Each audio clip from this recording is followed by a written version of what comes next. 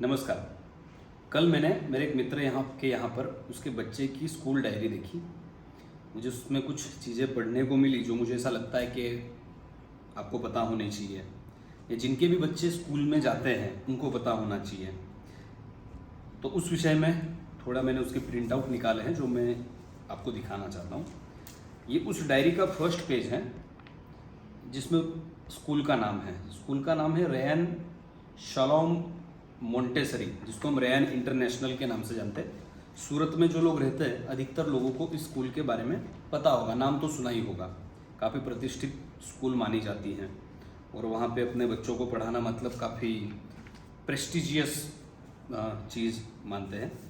तो ये स्कूल क्या कह रहा है इसके विषय में मैंने उसके पिताजी को पूछा, मेरे मित्र से। तो उसने कहा कि ये डायरी मैंने कभी पढ़ी नहीं है। हो सकता है आपने भी नहीं पढ़ी हो, पढ़ना ज़रूरी ना समझा हो, या पढ़ के भी आपको उसमें कुछ ऐसा आक्षेपार्थ नहीं लगा हो। ठीक है, क्या है।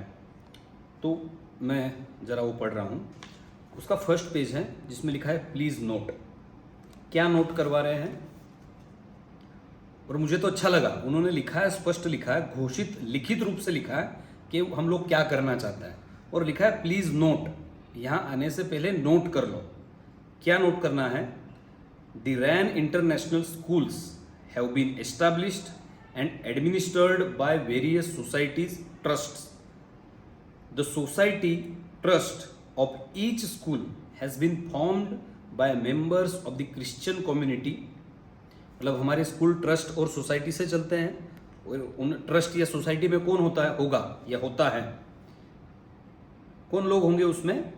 Formed by members of Christian community with the primary aim of conserving the tradition of Christian religion and culture by establishing international level schools.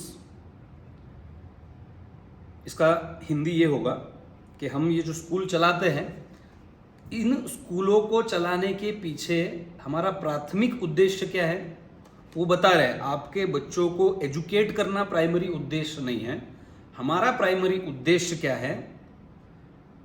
Primary aim of conserving the tradition of Christian religion and culture. वो घोषित रूप से बता रहे हैं कि हम अपनी स्कूल क्रिश्चियन धर्म और संस्कृति के संरक्षण के लिए, उसके कंजर्विंग, उसको सुरक्षित करने के लिए, स्थापित करने के लिए हम स्कूल ये चलाते हैं। तो आपको लग सकता है उसमें गलत क्या है। अब उनकी आगे की प्रार्थनाएं हैं जिसमें Lord Jesus, the child chosen bye God, इस प्रकार की सब उसमें प्रार्थनाएं हैं।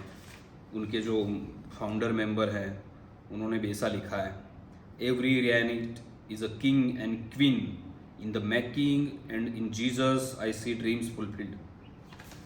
मतलब हर जगह पे आपको गॉड, जीसस,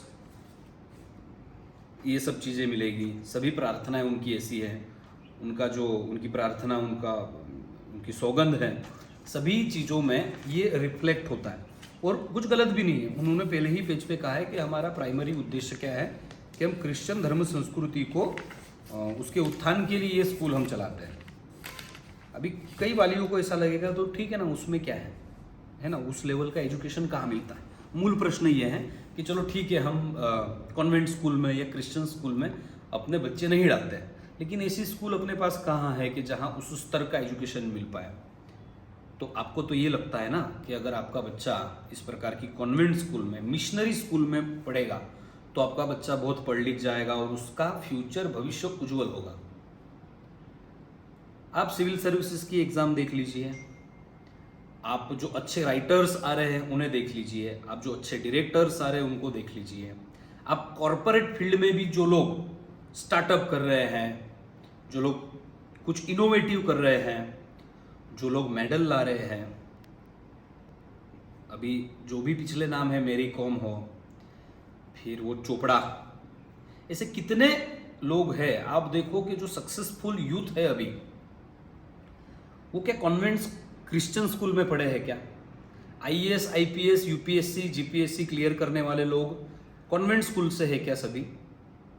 ये सोचने वाली बात है। आपको जानकर आश्चर्य होगा कि हमारे देश के वैज्ञानिक संस्थानों में भी, सिविल सर्विसेज में भी गांव देहात की प्राथमिक स्कूलों में, सरकारी स्कूलों में पढ़े हुए बच्चे हैं।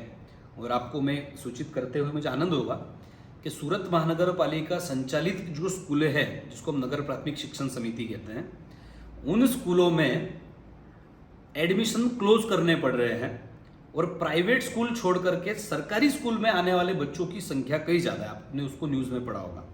मेरे कहने का तात्पर्य यह है कि आपका जो डर है कि हमारा बच्चा यदि कॉन्वेंट इंग्लिश मीडियम स्कूल में नहीं पढ़ेगा तो वो पीछे हो जाएगा, पढ़ेगा तो ही वो एजुकेट होगा, वो कम्पीट कर पाएगा दुनिया से।